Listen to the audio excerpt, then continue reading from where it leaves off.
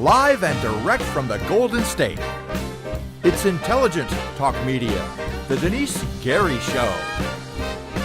Now, here's Denice Gary. Ladies and gentlemen, welcome back to the Denice Gary Show. Happy Friday to everybody out there. What a wonderful day yesterday was having an opportunity to commemorate D-Day. And actually, there's more I'd like to say about that. And if we have time on this broadcast, we will get to it.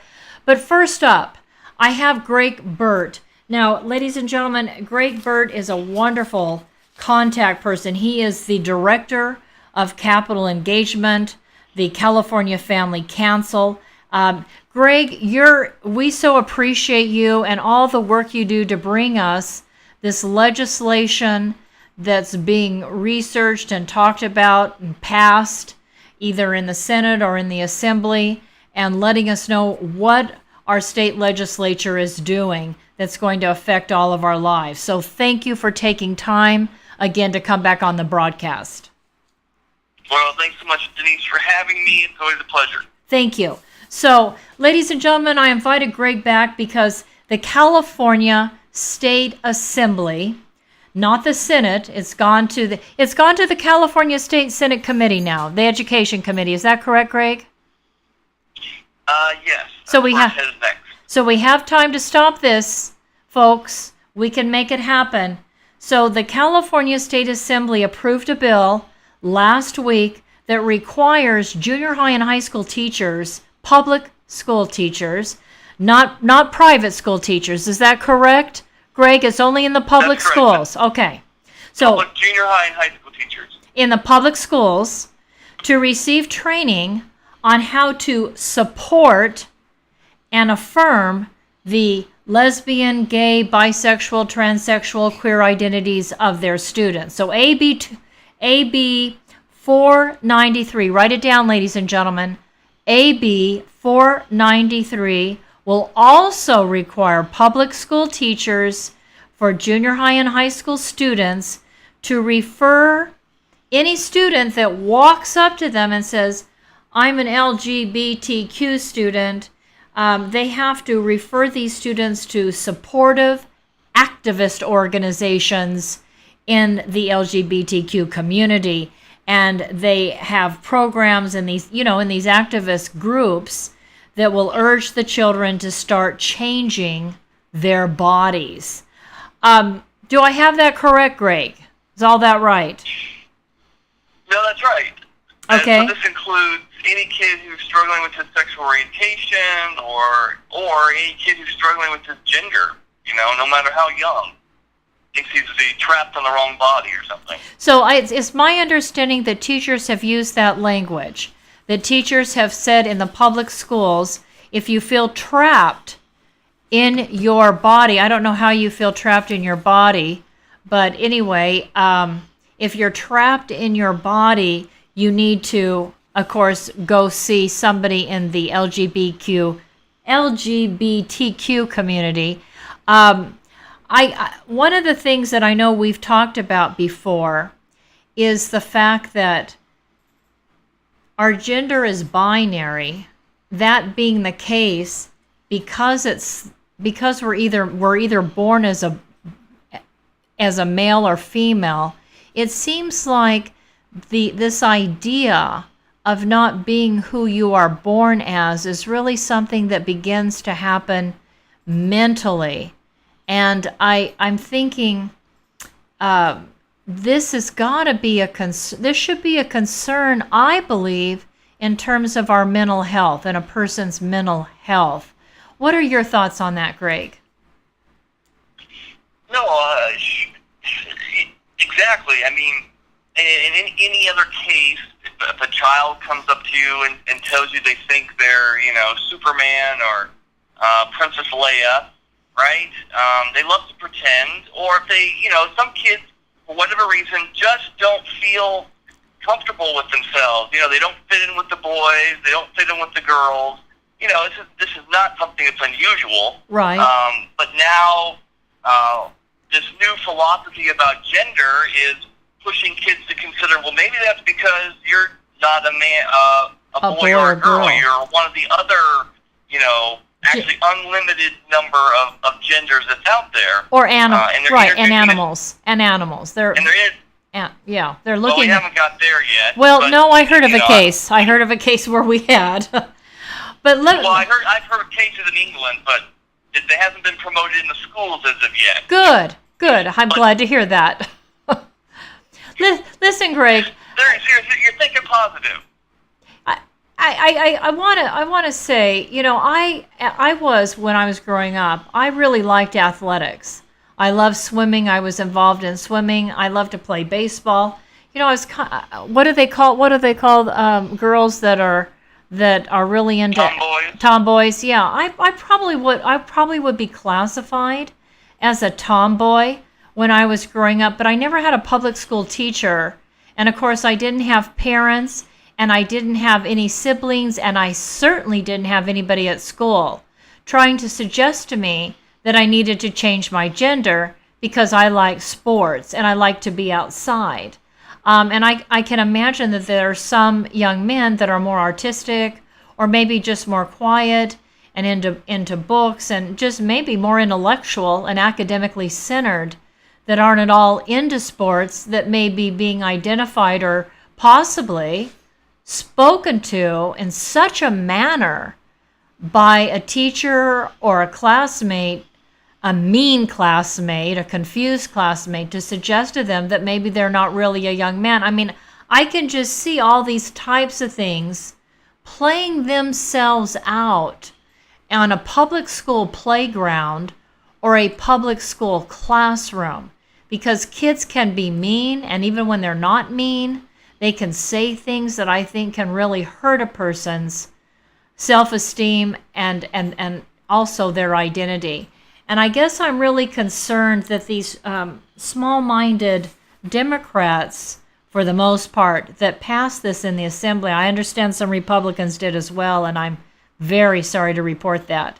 But this AB 493, just really concerned that these teachers are going to allow then other children or young people to influence children that are definitely beginning to vacillate on who they think they are, who they were born as. What do you hear from teachers, Greg, that are absolutely against this AB 493? What are some of the comments that you're hearing from them? Well, I know two particular teachers that we've been working with in the Moraga School District. One particular teacher, a first grade teacher, knows her kids, and she just says, I'm just not going to teach this to my kids. This is going to confuse them. Right. This is going to hurt them. I did not get into teaching to teach this. And so Point she taken. more or less said, I'm willing to get fired over this. But the problem is, I just heard she actually spoke at her school board just this week, and she explained to them that, it's wrong. It should be illegal to force teachers to teach something, to affirm something in these kids that they don't agree with, especially at a moral level.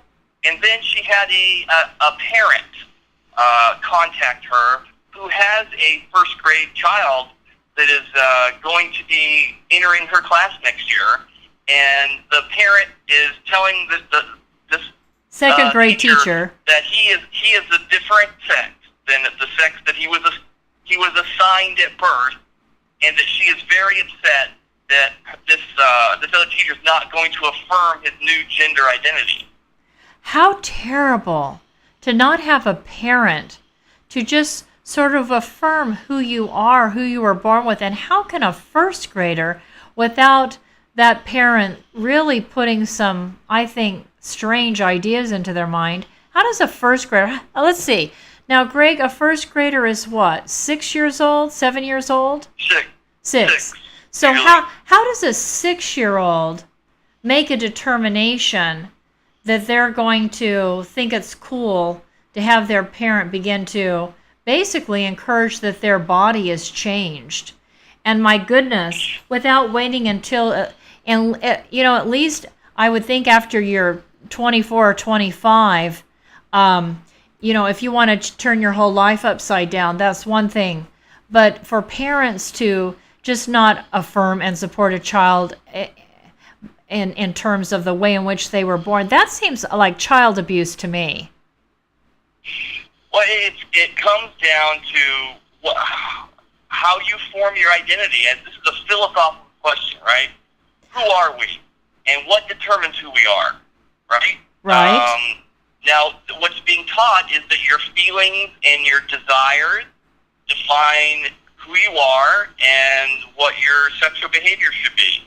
Now, but feelings right, and feelings as opposed to biology determining gender, right. and as opposed to maybe moral standards that don't change based on moral standards that you should follow no matter what your desires are. So there's these conflicting worldviews now. California has embraced feelings and rather than natural fact inclinations as more important than biology and moral codes. So, and this happened, this year, the California legislature now lets people choose their gender on their driver's license, and it's completely up to the person who's filling out their driver's license form that they want to be a male or female, right? So, and then we're all mandated to pretend that whatever they write down is who they are. So it does not surprise me that now this is coming into the classroom. What really surprises me is that not enough people are opposing it, that the Californians are putting up with it, and that we don't see this as a real threat to religious liberty and freedom of speech. This is complete indoctrination into almost a cult-like belief. I think that's excellent. Thank you. I just really appreciate the way you laid that out, because to me, you're either male or female, and it's crystal clear, and that one can't lean on their feelings or go by feelings, because feelings can change. Feelings can change from day to day. Feelings can change from month to month. Feelings can change throughout your life. So feelings are very unreliable. Yes, feelings are very unreliable. You cannot make permanent kinds of decisions about your whole future based on some feelings. And I'm really concerned. So I think there's that issue that you raised so well about the fact that we can either go by the facts or we can go by our feelings. And, as somebody that's, a person of faith, I've always thought it was important to go by the facts and by my faith. Ladies and gentlemen, I wanted, for those conservative Jews and Christians that actually read the Bible and try to follow it, I know that there are scriptures in what is the Torah, or for Christians the Old Testament, but for Jews the Torah and the New Testament. It says in chapter 18, verse 22, "Thou shalt not lie with mankind as with womankind. It is an abomination." So, if you care at all about, and I guess Pete Buttigieg doesn't, because he says that he thinks that it's okay to live the lifestyle that he's living, that God approves of that. But clearly it tells us in the book of Leviticus chapter 18 verse 22, he doesn't. It's an abomination. And in fact, in verse 24 it says, "Defile not yourselves in any of these things, for in all things the nations are defiled, which I cast out before you." Anyway, it goes on and it talks about it. And it talks about what are the abominations to God. And I'm thinking, I guess when God made male and female for the purpose of having families and building communities and nations, that he didn't envision the whole idea that people would go against nature and try to have families when they in fact cannot bear children and grow their family. I guess the only way people can, if they're if it's not a man and wife, husband and wife situation. I guess they just adopt, which I'm horrified. It's my understanding that here in the state of California, you can adopt a child as a homosexual couple. Is that correct? Yes, I believe that's true. Okay, so, and I think to myself, that's got to be a lot of pressure and confusion for children that are raised in that situation and harmful to that child. I want to ask you something else real quick, and then we're going to have to, we've got to move on. But I was reading in the press release that you put out that one of the teachers that you interviewed from a school district in north of San Diego described how the LGBTQ training she received in January ridiculed her Christian upbringing and forced teachers to raise their hands to expose their beliefs on gender, and that they were shamed. She says many times we were asked harsh questions. We were asked to raise our hands. This is a first grade teacher. She says she was questioned about, were you raised to only believe there are two genders? Did your parents ever discuss choices to you of a gender? Teachers that admitted they had a biblical view or a binary view. And, not everybody has biblical faith, but there are people that have no faith at all that I think embrace a binary gender. They were told that they were wrong and backward, and that they were offensive to people, that their parents were offensive to have raised them in a Christian home or a Jewish home.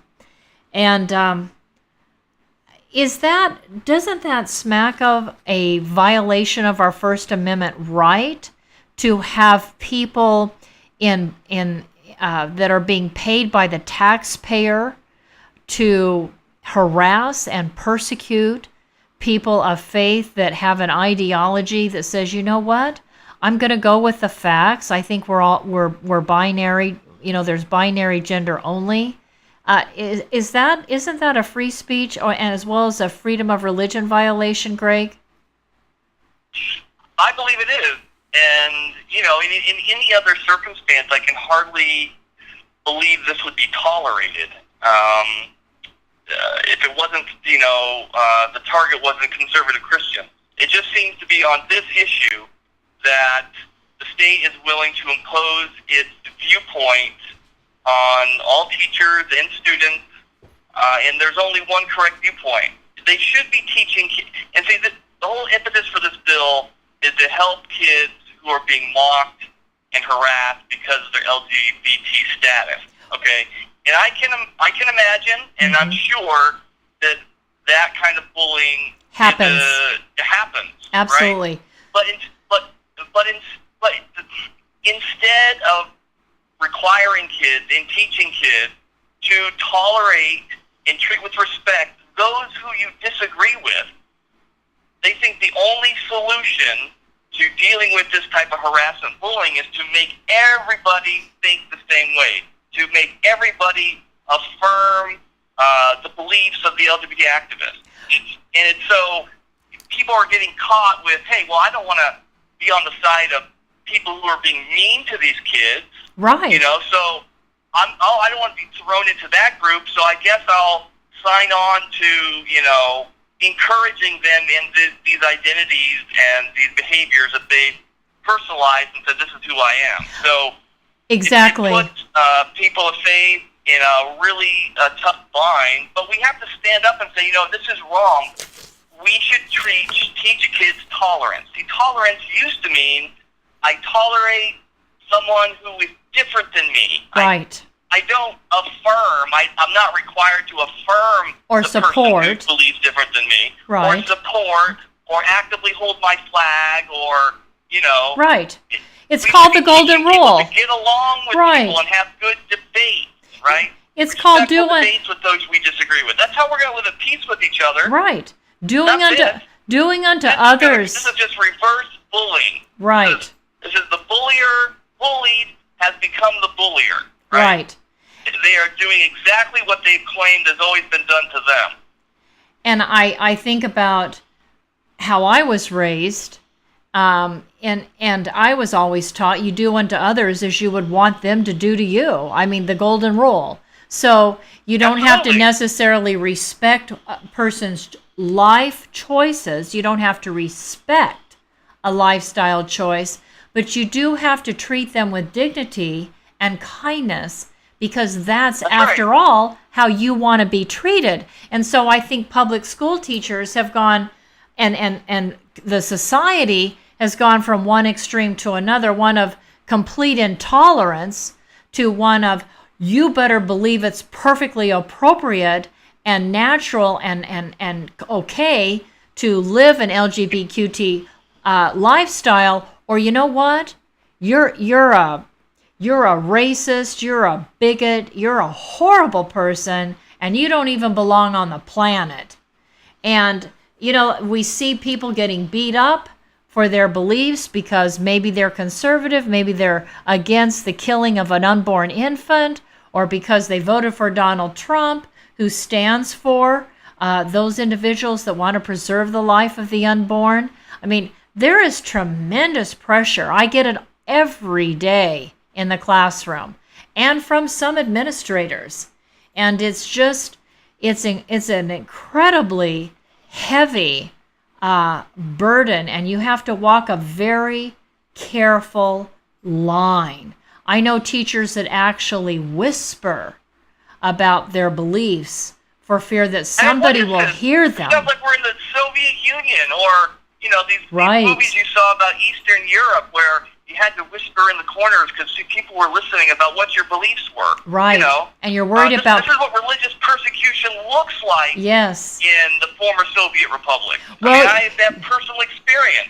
You're worried about... Yeah, you're worried about walking out to the parking lot and maybe having a flat tire or your car keyed, or something worse. So there's a real pressure put by administrators, whether it's on the university, community college, high school, junior high, and as I'm reading, on the elementary school level.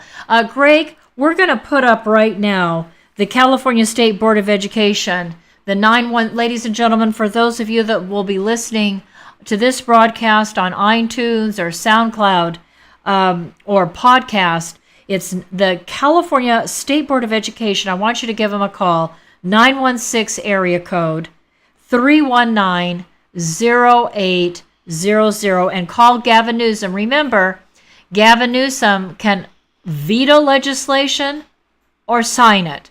And I want everybody to light up the phone lines to Gavin Newsom, the governor, 916-445-2841, 916-445-2841. Light up the phone lines. Say, you know what, we don't need to teach and preach propaganda to support a lifestyle choice that can actually lead to suicide, depression, anxiety, and fear in young people. Let's keep that out of the classrooms. That's a very personal choice. It needs to stay at home. But what we can do certainly is teach people to show concern and kindness and toleration. That's what civil society, a healthy civil society, looks like, is treating those how we would like to be treated ourselves. Greg, give you the last word.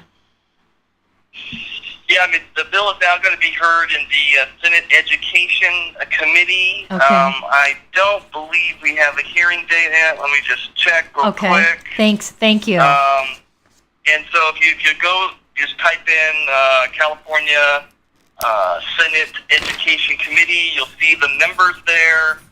Those are the offices you need to call, especially make sure that your own member knows how you feel about this bill.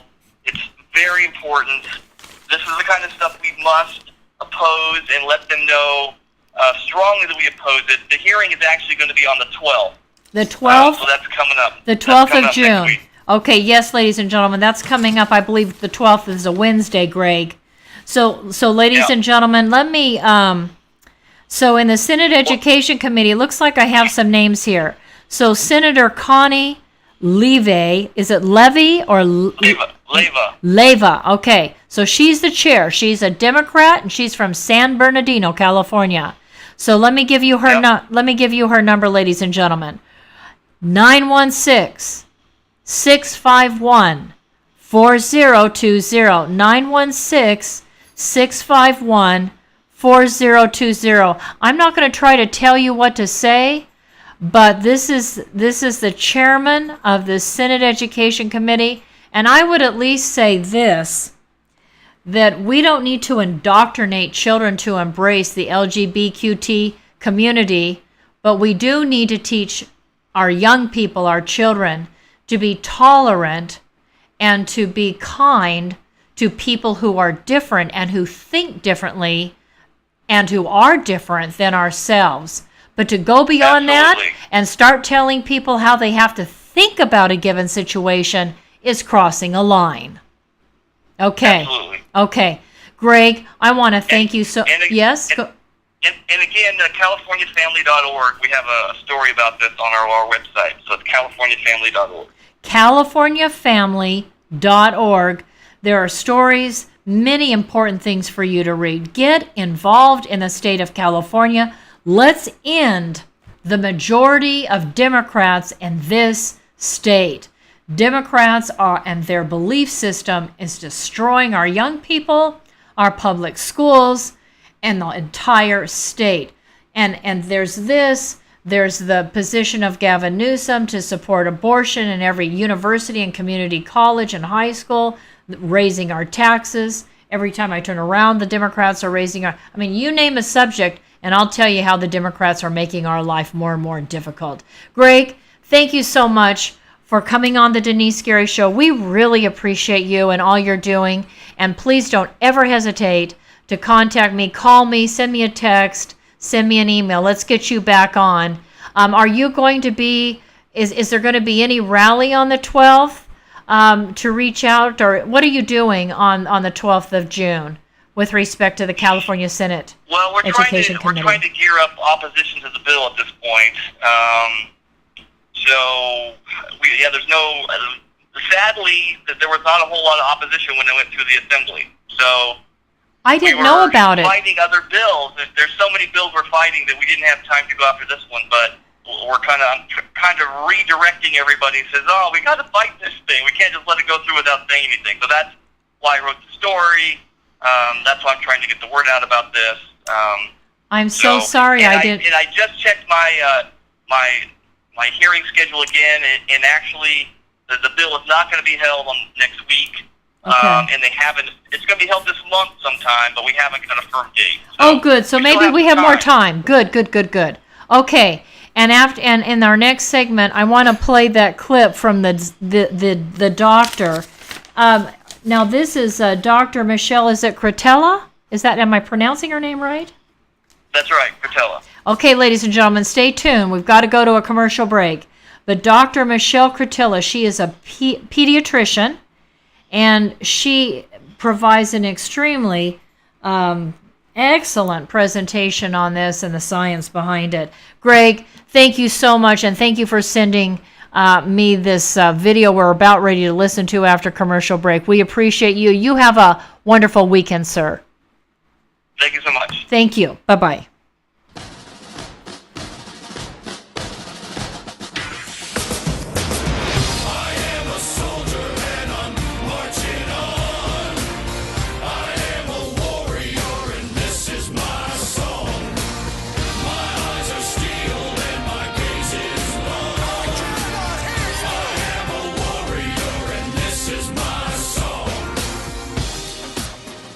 I want to tell you about a place I love to go, Frugatti's Italian Restaurant. Very few locations here provide seating outside in front of a fabulous water fountain with an atmosphere that is reminiscent to me of eating outdoors in Venice. This is real Italian food by real Italians. And what makes it even more so is owner Ralph Frugoletti, who nearly a quarter century ago brought a wood fire oven from Milan, Italy to make, like his mother, fresh homemade bread and pizzas. Moreover, Frugatti's Frugotti's restaurant offers you not only the very best in Southern Italian cooking, even importing the finest ingredients for authentic Italian food, including a fitness menu. After all, Ralph has represented the United States and Italy, competing in the Master Championship Games. He knows all the right food for good fitness, so check out the menu. After today's broadcast, run over to Frugotti's Italian Restaurant and Catering at 600 Coffee Road here in Bakersfield. And after a Friday, Saturday, or Sunday service, stop into Frugotti's for a great lunch. I'll see you there, and tell Mr. Ralph Frugoletti that Denise sent you. Salute. Buon appetito. Ladies and gentlemen, I'm so thrilled I've got the owner of Scope 365 Fitness here with me today, Craig Jansen, Navy veteran. Craig, tell the audience out there why everybody in town needs to come over here and join. Well, Scope 365 is a 24-hour club, so we never close, unlike a lot of other clubs here in town. Additionally, our club is always super clean, and one of the things that you're going to find here is a different environment. We strive to give you a VIP experience here, so we want to get to know you, we want to know your story, we want to know about you, and how we can help you succeed and meet all of your fitness goals. Wonderful. Ladies and gentlemen, come on down to Scope 365 Fitness. You're located right here on Brimhall. Tell us your other locations. We have another location up in Tehachapi, and then our third location here in town is also located over on Chester and Columbus in the Food Mac Shopping Center. Thank you so much, Craig. You have a wonderful day. You too. Thank you.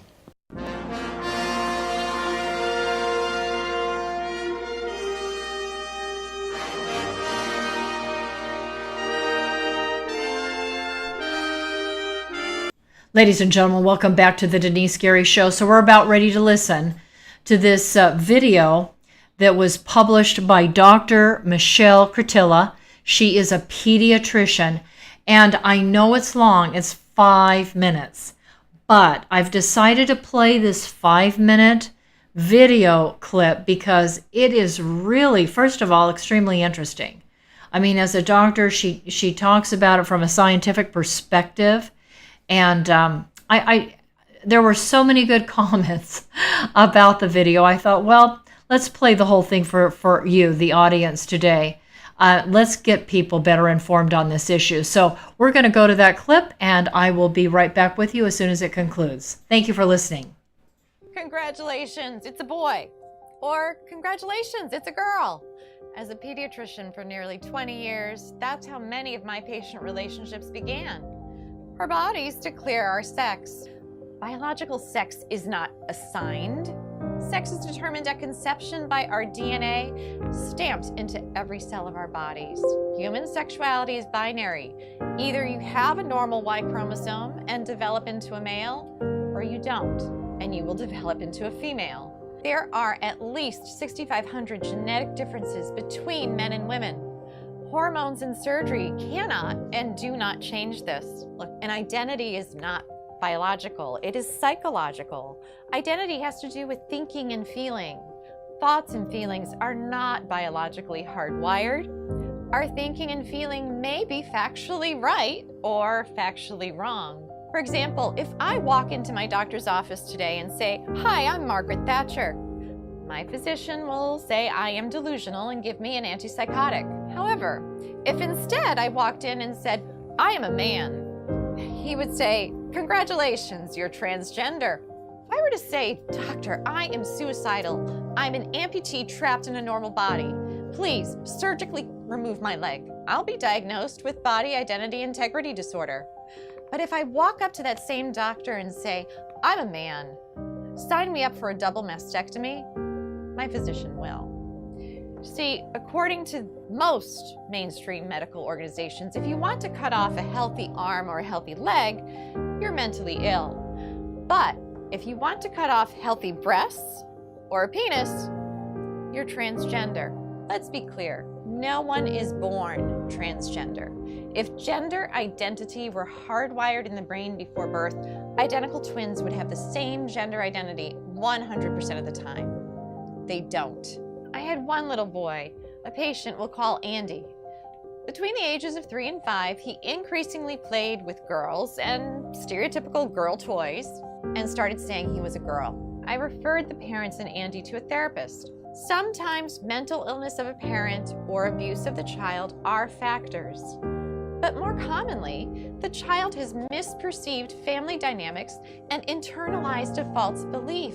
In the middle of one session, Andy put down the toy truck and held on to the Barbie and said, "Mommy and Daddy, you don't love me when I'm a boy." What the therapist learned is that when Andy was 3, his sister with special needs was born.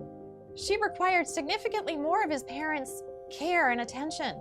Andy misperceived this as, "Mommy and Daddy love girls. If I want them to love me again, I have to be a girl." With family therapy, Andy got better. Today, Andy's parents would be told something quite different. They would hear, "This is who Andy really is. You must change his name, ensure that everyone treats him as a girl, or else he will commit suicide." As Andy would approach puberty, the experts would put him on puberty blockers so that he could continue to impersonate a girl.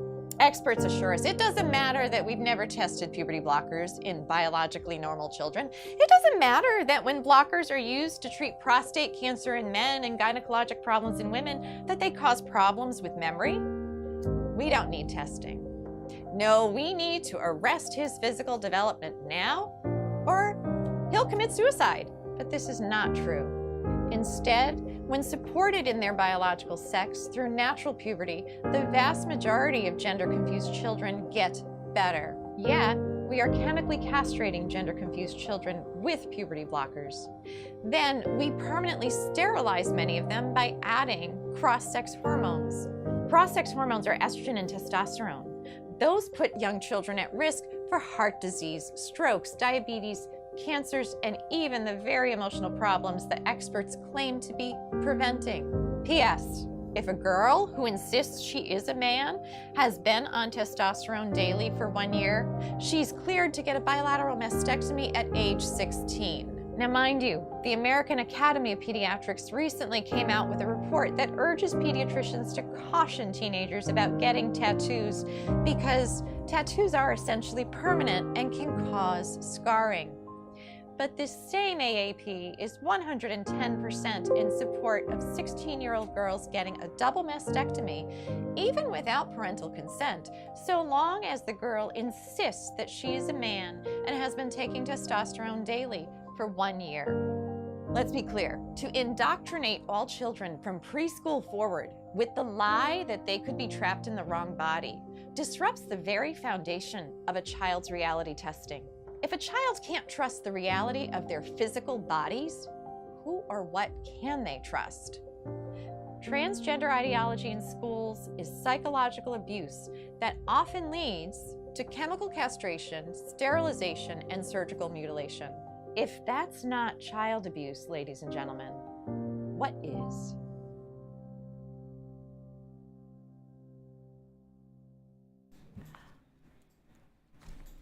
Ladies and gentlemen, welcome back to the Denice Gary Show. Wasn't that interesting? I thought that was absolutely fascinating. Just what she shares. Wanted to also mention that this bill, again, this is legislation is AB 493, AB 493, and also teachers, they have to use the preferred pronoun and name of the student. So let's say the child comes into school, walks into the classroom, walks over to the teacher's desk and says, "Oh, by the way, my name isn't Sarah today. My name is Tom, and I'm good. I'm a boy today. So if you do not call Sarah Tom, let's say you forget to call Sarah Tom, and you forget to use a he pronoun as opposed to a she pronoun, and you don't allow her to walk into the boys' bathroom at recess, you're in trouble as a teacher." Think how chaotic this is going to be. But do you think the Democrats and the handful of Republicans that voted for this, do you think they thought it clear through? Do you think they think about all of the potential lawsuits to the public schools with these kinds of things going on, where boys, especially I'm thinking junior high boys or especially high school boys, walking in to the girls' bathroom and vice versa?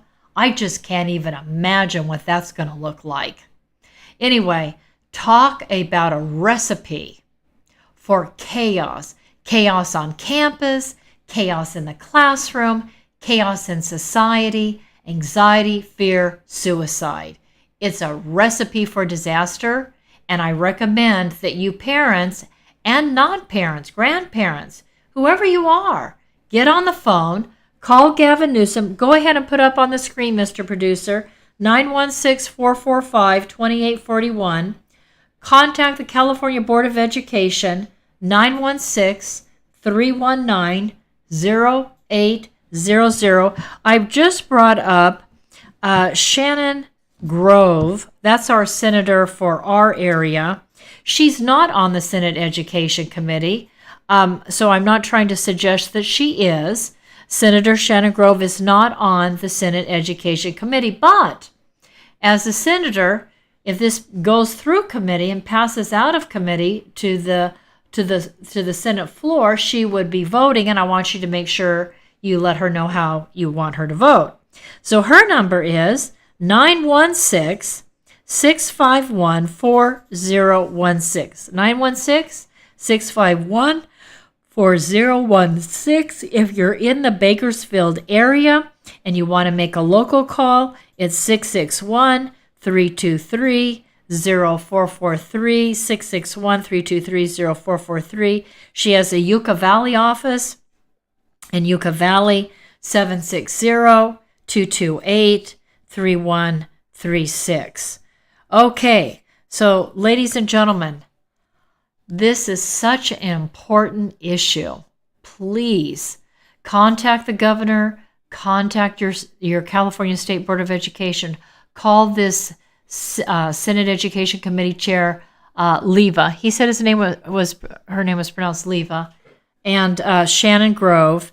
And by the way, I was just looking, Shannon Grove, there's an upcoming event on June 8th, which is today, isn't it? No, it's tomorrow, Saturday.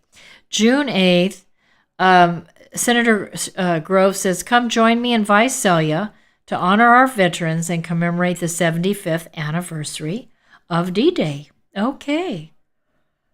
That sounds really nice. I don't know if I can get to that tomorrow, but it sounds wonderful. So if you have an opportunity to drive up to Visalia, or if you're in the Visalia area or Fresno area, go join Senator Shannon Grove and all the veterans that will be there for a Veterans Pancake Breakfast there in Visalia. So, ladies and gentlemen, I hope that you'll really get the message. I hope these senators get the message that this is going to really create problems. And again, part of this legislation, it says it's supposed to reduce or eliminate the practice of segregating groups into boys and girls. Again, you're not supposed to tell the parents, include the family in any decision making. You're supposed to eliminate gender-specific dress codes and practices. I mean, this is incredible. And all students should have access to the same restrooms and lockers based on whatever gender identity they choose to have that day. Okay, ladies and gentlemen, we'll be right back after commercial break. I've got a couple of fascinating things I have to share with you. One in particular that I'm saving for the end. If you know somebody who's been paralyzed, maybe they had polio as a child, they've had a stroke, whatever the situation is, and they haven't been able to walk, I've got some news for you. Stay tuned for this next segment. We'll be right back.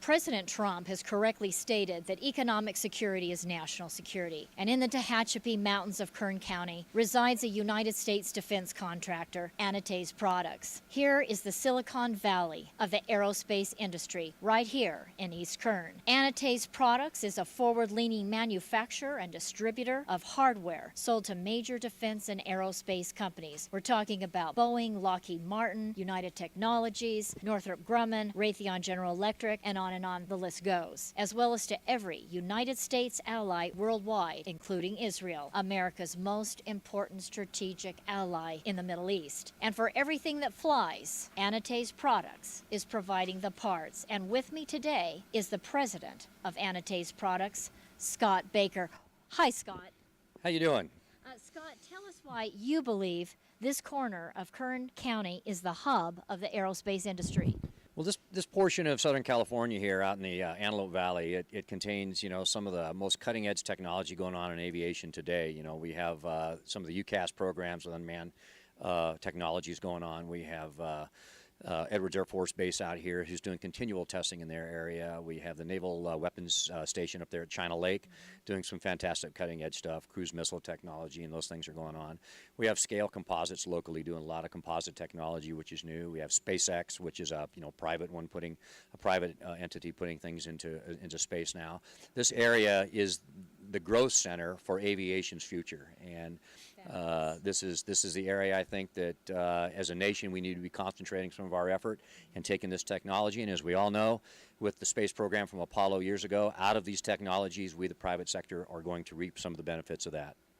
Thank you, Scott. Ladies and gentlemen, Scott Baker, president of Denice Products.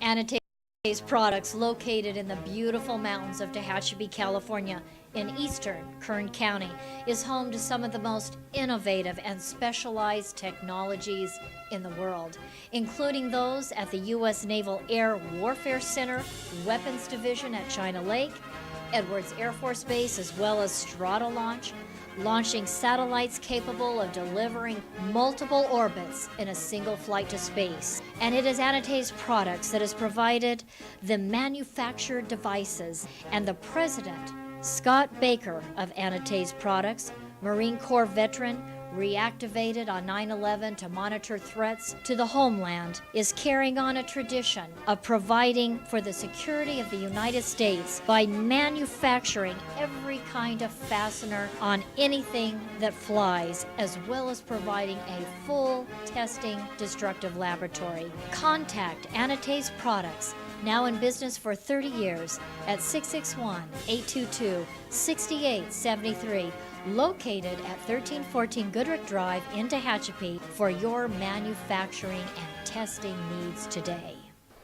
Ladies and gentlemen, here we are with Barb Reynolds Wallstrom today. She is the owner and operator of Tehachapi Court Services, serving the entire Kern County area. Welcome, Barb. Thank you, Denise. You've been at the top of your game in terms of legal matters for many, many years. And I want you to tell the audience today, what is the difference between a legal document assistant to pro per litigants as opposed to a paralegal? What's the difference? A legal document assistant such as I has been involved with the legal work for many years, as a matter of fact, decades, and I feel quite competent and capable of helping people throughout Kern County for legal needs that they really need assistance with and can't afford an attorney. Right. So I'm here in Bakersfield 3 and 4 times a week.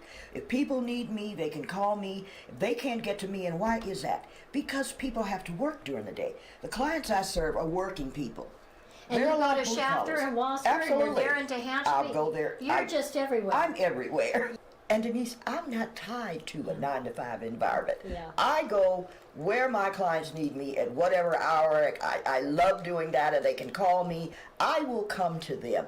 They can call me at whatever hour aside from 9 to 5 because people need answers and they need them quickly. Barb Reynolds Wallstrom is so passionate about what she does. She loves it. She's been in the business for decades, and she's the gal you want to call. You help people handle their adoptions, right? Adoptions, and bankruptcies, also divorces, unlawfully tainters, which are evictions, conservatorships, guardianships, living trusts. I pretty much run the gamut after 47 years. Wow. So How do people reach you, Barb? What they do can do? contact me at area code 661-805-3306. Okay, ladies and gentlemen, I want you to call Tehachapi Court Services today. Talk to Barb. She can be reached at 661-805-3306. It's there on the screen. Give her a call. She will work with you hand in glove. right. Hand in glove. To I take walk every step of the way with my clients. Excellent. She'll work with you and get the job done.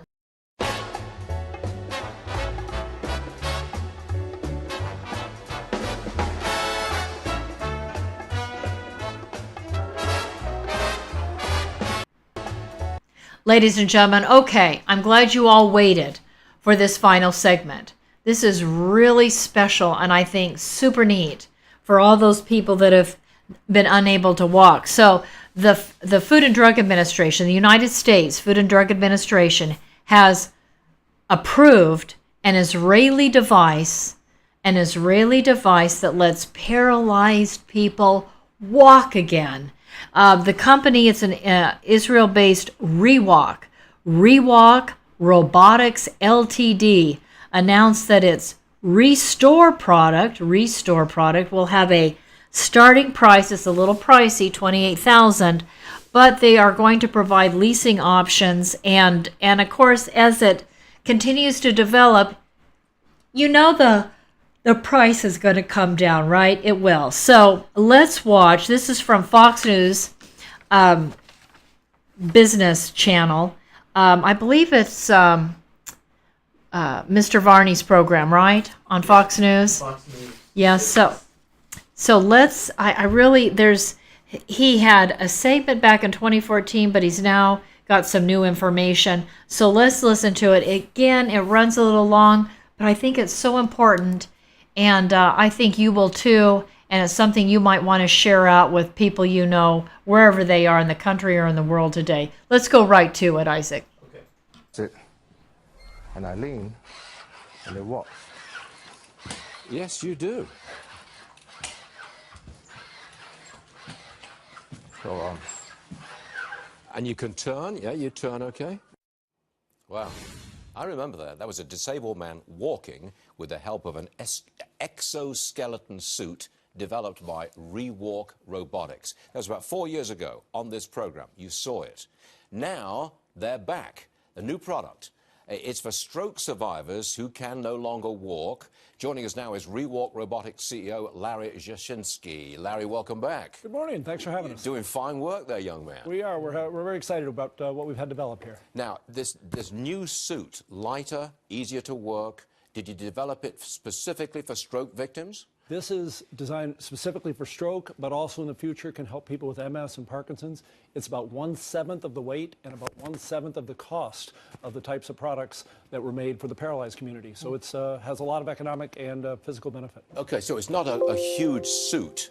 It's an appliance to a specific part of the body, like on the leg, for example. Yeah, essentially, we've stripped away a lot of the things that held up the entire human body and focused just on what's needed. So if you need to move the ankle joint and eventually the hip joint, it can do just that in a much more miniaturized way.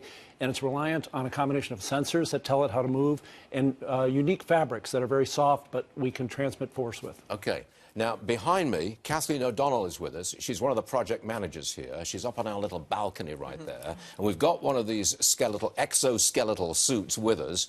Now, Kathleen, welcome to the show. It's good to see you. Good to be here. Can you move it? Yes. I don't know whether we can pick up the movement, but you show us. Absolutely. So as Larry mentioned, we really stripped away all of the rigid components. So it allows the user to walk with their own natural gait.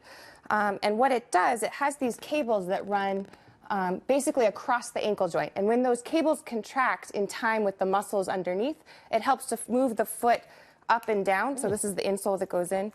So if I were to release the cables, you can see now the ankle is free to move. So I don't think our audience can probably see much of that, but would the person who is injured or disabled, would they have to do this on the little screen or? No, absolutely. So there are two sensors in the feet, and it picks up on the way they're walking, and it automatically adjusts as they change their walking. What does it sense? I mean, sensors on the foot, what senses muscle contractions? It's sensing the movement of their walking, and then it synchronizes based on how long their steps are, how fast they're walking. So if the physical therapist asks them to change something about their gait, they can actually respond, and the suit will respond to that change in their walking. So just by thinking it and trying to get their muscles to move, they're helped in that muscle movement and the leg movement. Exactly, and then the cables will contract in time, and it'll physically assist the foot to lift up for ground clearance, and then it'll lift the heel up to push them forward during walking. Larry, have you got full FDA clearance to market suits like that? We are working on the big news that we have. Not yet, right? Not yet, but we finished it and we're building commercial design now, and we just started a major clinical trial which will be used as the basis for it. So we see that FDA clearance coming in early 2019. So we're well on the way with a commercial product that's really ready for patients today. Let me go back to the suit that you demonstrated for us 4 years ago, which was the full suit, and we had that paralyzed man literally walking in this studio. Did you sell a lot of those suits? Was it a wild commercial success? It's a success, but it's growing gradually. We're up to about 500 people using them worldwide. The main challenge has next been getting the insurers to cover it. And we've had great success recently in both Germany and Italy, and somewhat with the VA. And our expectations this year will continue to work with the U.S. to get the insurers to cover it here. Well, we've had 42 different insurers pay for it in the United States, though, on a case-by-case. You're making progress, Larry. Now we've got to make it policies. Larry, Kathleen, thank you very much for the demonstration. We appreciate it. And Larry, thanks for being with us. You're doing good work right there. Thank you very much. Thank you. Isn't that beautiful, ladies and gentlemen? I was thinking about our veterans as I was watching it, and I know you probably heard because this was taped before 2019, but of course it just came. I just found out about it, but the bottom line is it now has been approved. So the FDA has approved this Israeli device that allows paralyzed people to now walk again. And of course, he talked about stroke victims, people that are suffering from Parkinson's disease and other issues. But think about our veterans too. I hope you'll share this out to your veterans, people in the veterans community. They really need to know about this. It's a fabulous device. I'll put it up on the talking points, and I'll share it. This goes out on YouTube. I hope everybody will listen to this broadcast 5 days a week at 5. If you can't listen in at 5, listen in later in the evening or on the weekend, whenever you can, or in your car. You know, you can listen to it. It's now on podcast on your iPhone. Is that correct? Yep. So Isaac has told me that while you listen to maybe it through iTunes on your iPhone, you now listen to the Denice Gary Show on podcast. You can still listen to it on iTunes, but iTunes is a Windows. Yeah. It's set up to go with Windows. Yeah, Mac or Apple products just have podcast application. Mac and Apple products just have the podcast application, so you need your podcast app. Of course, again, really want to grow that YouTube account. So invite people, please share it, listen to it. Let's get this information out, particularly also to our veterans. Ladies and gentlemen, I hope you have a fabulous rest of your Friday evening, a wonderful and blessed weekend. Make sure you give your kids and animals lots of hugs, and we'll be right back with you on Monday. Look forward to seeing and speaking with you then. Thank you so much. This is Denice, signing off.